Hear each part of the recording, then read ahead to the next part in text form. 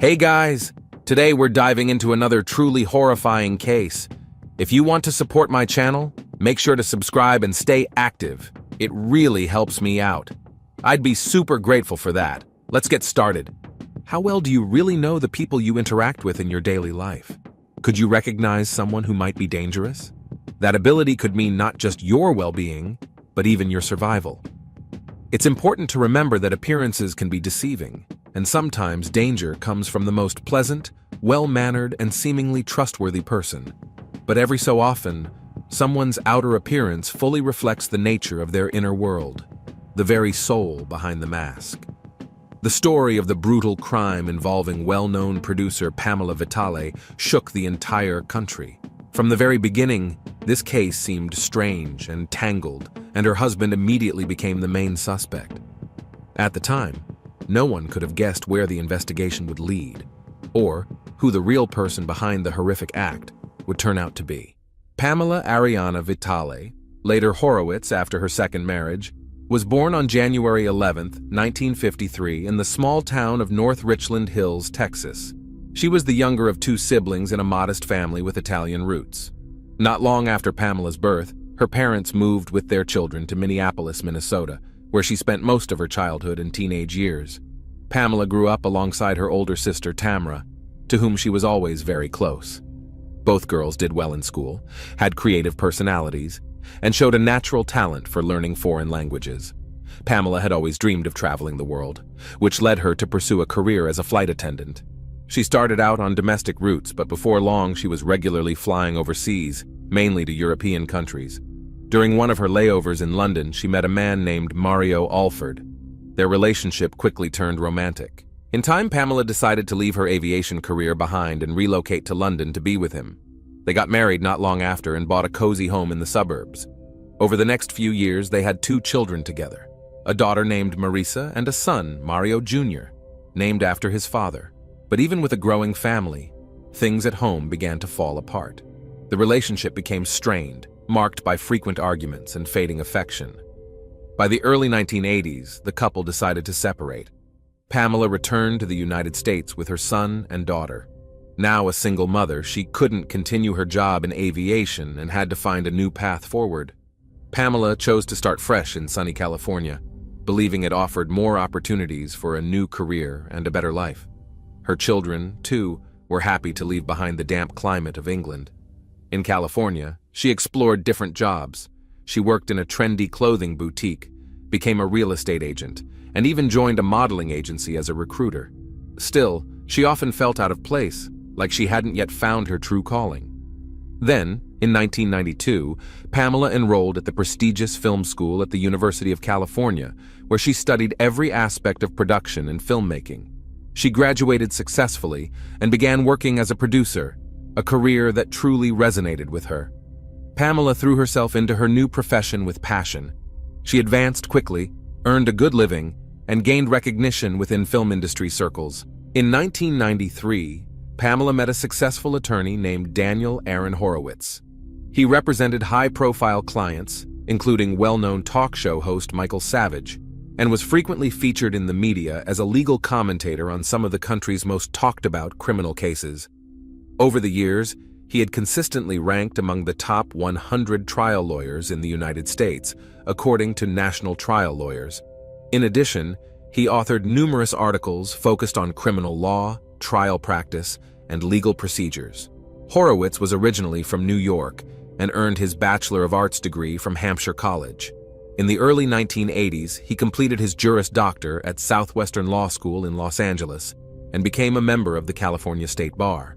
He had been involved as a legal expert in several high-profile cases, including the proceedings involving Michael Jackson and the widely publicized case surrounding the tragic loss of Sandra Renee Cantu. In the early 90s, Daniel wrote a screenplay based on one of the criminal cases he had worked on. He believed the story had strong cinematic potential and began pitching it for adaptation. That's how he crossed paths with Pamela, who at the time was working as an independent producer in Hollywood. She liked what he had created and promised to help him develop and promote the idea. They exchanged contact information and soon began collaborating. Daniel was 2 years younger than Pamela, and like her, had gone through a previous marriage that ended in divorce. They quickly bonded over shared experiences and interests. What began as a professional partnership soon evolved into a close friendship, and eventually a romantic relationship. In 1994, a year after they met, the couple made their relationship official and got married. Together, Pamela and Daniel were the picture of a successful and dynamic couple. Both had strong careers, impressive resumes, and were known for their intellect and creativity. They earned well and lived comfortably, able to enjoy the finer things in life. Their children from previous marriages were already adults by then, educated, independent, and living on their own. The relationship between Daniel and Pamela was strong. They were deeply in love and had big dreams for their future. Unfortunately, one part of that dream, having children together, remained unfulfilled. By the time they married, Pamela was already in her 40s. After several efforts, she became pregnant, but sadly, the joy was short-lived. She suffered a miscarriage. A second pregnancy also ended in heartbreak, and the couple eventually stopped trying. In the early 2000s, the couple bought a plot of land in an upscale suburb just outside San Francisco. They began building what they hoped would be their forever home. The project was designed by a well-known architect, and they poured their energy and resources into every detail, determined to create the perfect space. This was meant to be their sanctuary, a dream come true. But tragically, those dreams would never be realized. By the fall of 2005, construction of the Horowitz family's dream home was in full swing. In the meantime, Pamela and Daniel were living in a trailer parked on their property, closely overseeing every stage of the building process themselves. They had already met a few neighbors, though the development was new and sparsely populated, with many homes still under construction and some lots not yet sold. On October 15, 2005, around 6 p.m., Daniel returned home after a lengthy business meeting. Pamela's car was parked on the lot, which suggested she had already gotten back from work. Nothing seemed out of the ordinary. Daniel pulled in next to her vehicle, grabbed a grocery bag from the trunk, and walked toward the trailer. As he reached the door, something strange caught his eye. A dark red streak trickling from beneath the door, forming a disturbing puddle at the threshold. The trailer wasn't locked, but inside an eerie silence hung in the air. Daniel called out to Pamela several times, but there was no response. The moment he stepped inside, he was struck by a horrifying scene. Pamela was lying curled up on the floor near the wall, surrounded by a large pool of blood. The interior was in complete disarray. Items were scattered, furniture overturned, and blood was everywhere. Daniel rushed to her side, hoping to help, but the moment he touched her, he realized it was too late. Her body was cold, and signs of rigidity had already set in. There was nothing more he could do. His hands shaking, he grabbed his phone and called emergency services to report what had happened. When first responders arrived, they could only confirm Pamela's passing.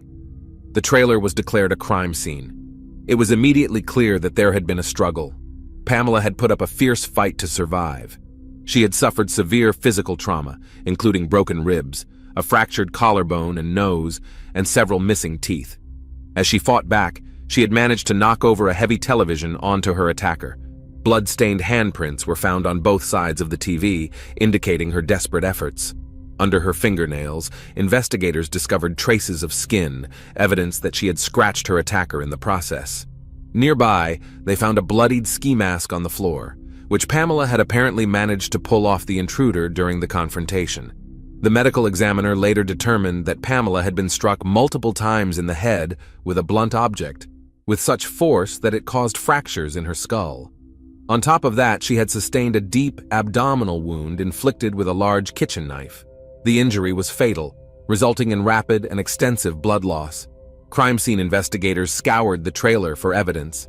No unknown fingerprints were found, only those belonging to Pamela and Daniel, leading authorities to believe the perpetrator had worn gloves. During the struggle, the assailant had sustained injuries as well, leaving behind traces of blood on Pamela's clothing and in her hair. At the time of the attack, Pamela had been wearing only pajama shorts and a bra, suggesting she likely wouldn't have opened the door to someone unfamiliar dressed that way. At the time of the attack, Pamela was working at her computer, as evidenced by multiple open documents and project files. It appeared the events unfolded suddenly. She opened the door, was immediately assaulted, and a struggle ensued. She was subjected to extreme aggression, suffered a deep abdominal wound running from the lower torso upward, and was left on the floor as she bled out. The estimated time of death was between noon and 2 p.m. Investigators found foreign DNA in the trailer, but there was nothing yet to compare it to. One chilling detail stood out. The perpetrator, according to forensic experts, had stayed at the scene for some time after the attack and even used the shower, likely attempting to wash off blood. Evidence in the bathroom supported this theory. In addition, a glass with juice was found with visible lip prints and DNA that matched the unidentified blood. Another unusual clue was the complete absence of theft. Despite the disarray, nothing had been taken from the trailer. Valuables and even cash remained in plain sight, untouched. Disturbingly, the perpetrator had taken the time to carve a strange symbol onto Pamela's shoulder blade, something that resembled a signature or personal mark. On the trailer floor, investigators discovered several clear shoe prints. The tread pattern was distinct enough to identify the exact model of sneakers worn by the person responsible. Despite all this physical evidence, investigators still had no clear direction for the case. Immediately after Pamela's body was discovered, her husband Daniel became the primary and only suspect. There had been no sign of forced entry, suggesting that the victim had willingly let the person in. The lack of missing items also ruled out robbery as a motive. Moreover, the medical examiner confirmed that there had been no signs of intimate aggression, and no forensic evidence supported that kind of intent, making it unlikely that the motive was personal gratification. However, the level of brutality, especially the inflicted abdominal wound, pointed to a highly personal reason behind the attack. This kind of violence is often associated with revenge or an intent to cause prolonged suffering. But Pamela, according to friends, family, colleagues, and neighbors, didn't have enemies. She was known for resolving disagreements peacefully and avoiding conflict. Detectives focused first on whether the Horowitz marriage was truly as harmonious as people described, or whether there had been hidden issues that could have sparked such a crime. Yet, no evidence was found implicating Daniel. On the day of the tragedy, Daniel's schedule was airtight. He had arrived at his office around 8 a.m. and hadn't left until evening. He was seen throughout the day, consulting with clients, participating in a media interview for a high-profile case, and his whereabouts were confirmed by multiple witnesses. Dozens of people could vouch for his alibi. Still, despite the solid alibi, detectives weren't ready to fully clear him. One theory was that he could have hired someone to carry out the act, but this lead also came up empty. No financial records, communication logs, or personal connections supported that angle, and the case began to stall. The brutal crime that took the life of a well-known Hollywood producer sparked widespread public attention. News about the case was broadcast repeatedly across multiple television networks, and law enforcement offered a reward for any information that could help solve it. The investigation was under pressure to move quickly, especially as residents of the quiet suburb where the incident occurred were growing increasingly frightened. Local police worked to contain the situation and prevent community panic. On October 20th, 2005, 5 days after the violent death of Pamela Vitale, news broke on television that a new lead suspect had been arrested. The individual in question was a 17-year-old local named Scott Edgar Dileski. He had previously come under police scrutiny for fraud, petty theft, and financial scams. His known activities included stealing credit card information and using it for purchases or transferring money to his own accounts. In the months leading up to the crime, Scott had been living with his mother in the same neighborhood as Pamela and her husband Daniel. Although known to be a bit eccentric, most neighbors described him as harmless, just a quirky teen. However, what set off alarms was the fact that Scott had used Pamela's credit card to order specialized grow lights, equipment typically used for indoor plant cultivation. The order had been delivered to Pamela's address on the day of the tragedy, October 15th, but the equipment was missing from the crime scene. When police executed a search warrant at the Dileski residence, they found identical grow lights in Scott's bedroom. Although he had disposed of the original packaging, which meant there was no definitive proof that these were the same lights ordered with Pamela's card, there were other signs of concern. Officers noticed fresh cuts, scratches, and marks on Scott's hands and arms, indicating he had recently been in a physical altercation. This was enough to justify his detention pending further investigation into his potential involvement in the crime, which had been carried out with extreme aggression. Scott Edgar Dulesky was born on October 30th, 1988, in San Francisco, California. He was the only child of Esther and Kenneth Dulesky. When Scott was still in grade school, his parents separated. The divorce was turbulent and emotionally charged, leaving a noticeable impact on the young boy's mental health. Shortly afterward, his father relocated to another state and ceased all involvement in Scott's life, never reaching out or participating in his upbringing again. Esther never remarried and raised Scott as a single mother. As he entered adolescence, Scott began showing signs of being a troubled teen. He frequently acted out, displayed confrontational behavior, and was often in trouble for minor offenses. By the age of 14, he had aligned himself with the goth subculture that was popular among teens at the time. He grew his hair long and dyed it black, wore dark eyeliner, black lipstick, painted nails, and dressed in all black clothing, including long coats and hooded cloaks. Despite his striking appearance, many classmates described Scott as friendly, outgoing, and fun to be around. He wasn't viewed as dangerous, just different. About a year before the events of this case, Scott Dulesky's mother, Esther, faced serious financial trouble. She lost her job, and the two of them were forced to leave their home. Some relatives offered to let them stay temporarily in their under-construction house in a new residential area in the suburbs of San Francisco, the very same neighborhood where Daniel and Pamela Horowitz were living. The main level of that house was nearly finished, so the owners moved in upstairs and allowed Esther and her son to live in the trailer on the property. Scott and his friend, Robin Crowan, were looking for ways to make quick money and began committing a series of petty offenses that brought them into contact with local law enforcement more than once. Later, Scott came up with a plan to start growing marijuana in his bedroom with the goal of selling it later. To make this happen, they needed specialized lighting equipment, which they ordered online using stolen credit card information. Interestingly, although Scott and Pamela were neighbors, they had never interacted directly. Daniel Horowitz, however, had offered legal advice to Esther free of charge at the request of mutual acquaintances, helping her with documents and other legal matters due to her difficult financial situation. Scott had a disturbing fascination. He was deeply interested in infamous serial criminals from around the world. He read obsessively about their backgrounds, the details of their actions, and the patterns that made their cases so notorious. He frequently discussed these topics with classmates and friends, and even spoke admiringly of those who were never caught, such as Jack the Ripper and the Zodiac. His behavior raised eyebrows. One time, he drew an occult symbol on the school grounds and performed what witnesses described as a ritualistic dance around it. By the age of 15, he had already begun drinking alcohol and experimenting with banned substances. Scott also wrote dark, unsettling poetry with strong undertones of self-harm and references to ending one's own life. His mother was aware of these writings, but she dismissed them, assuming it was just a dramatic phase and a way to get attention. His fascination with death didn't go unnoticed.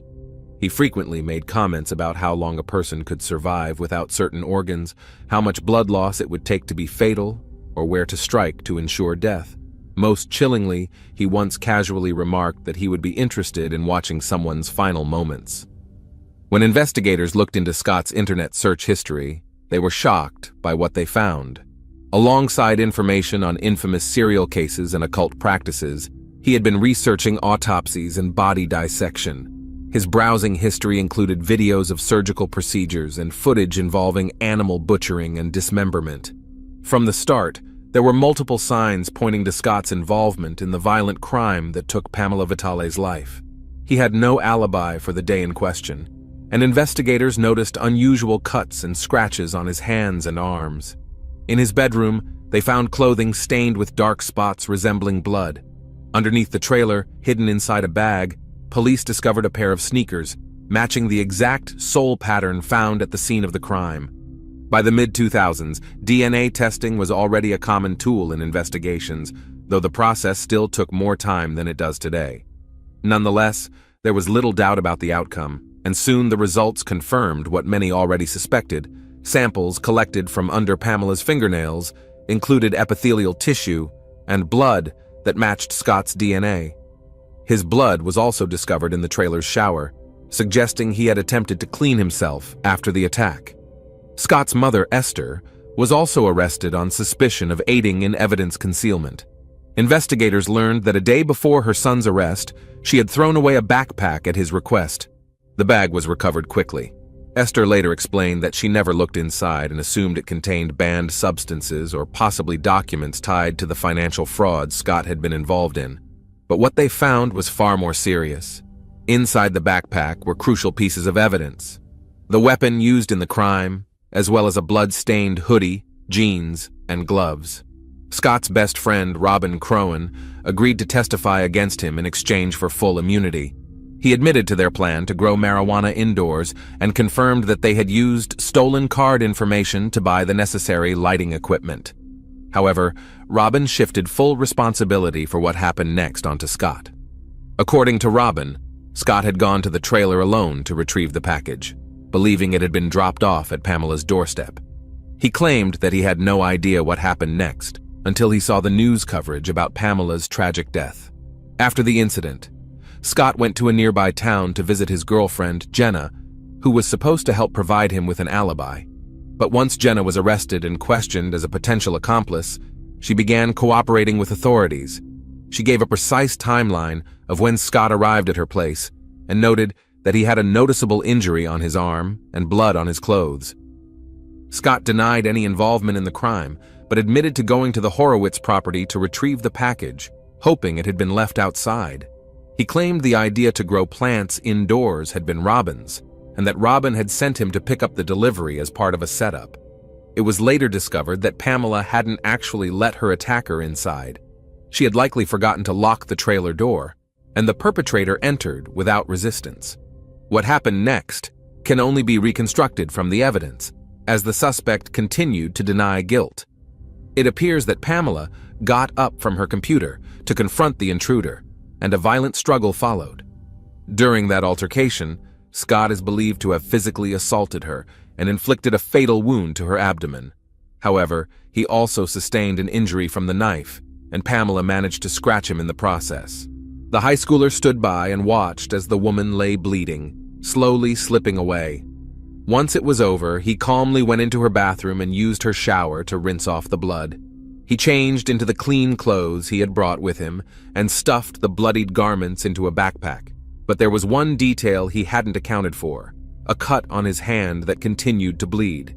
That's why the clothes found in his home carried only his own blood, while the ones recovered from the backpack had traces linked directly to the victim. When Scott appeared in court, he looked like an entirely different person. His hair was cut short, back to its natural color, and his dark Gothic style was gone. He looked like any ordinary teen, but despite the change in appearance, he continued to deny his involvement in the crime. He insisted he was being framed and remained calm and composed, showing no signs of remorse, empathy, or regret. Scott told the court a bizarre story. He claimed that on the day of the incident, he had been walking through a wooded area near their neighborhood. According to him, Pamela was there, acting erratically. He said she suddenly attacked him, scratching him, and that he struck her in the face, breaking her nose. That, he claimed, was how her blood ended up on his clothing and his blood on hers. His defense attorney argued that unidentified DNA had been found at the scene, DNA that didn't match anyone living in the trailer or Scott himself. The defense tried to use this to suggest that the real perpetrator was still out there and hadn't been identified. But the jury didn't buy it. There was simply too much evidence, too many witness statements, and too many physical clues tying Scott to the scene. In July 2006, he was found guilty of first-degree aggravated homicide and evidence tampering. Due to his age at the time, he avoided the death penalty. Instead, the court sentenced him to life in prison without the possibility of parole. Following the conviction, Scott and his legal team filed multiple appeals, but each was denied. However, in 2016, California law changed. New legislation stated that individuals convicted as minors could not be sentenced to life without parole. This shift gave Scott an unexpected opportunity. A new ruling granted him the right to a parole hearing after serving 25 years. That means Scott Dileski could, in theory, be released in 2031. Thanks for watching, everyone. Your support means a lot to me, And you can help my channel grow by hitting that like button, dropping a comment, and sharing this video. Your engagement really makes a difference. See you soon.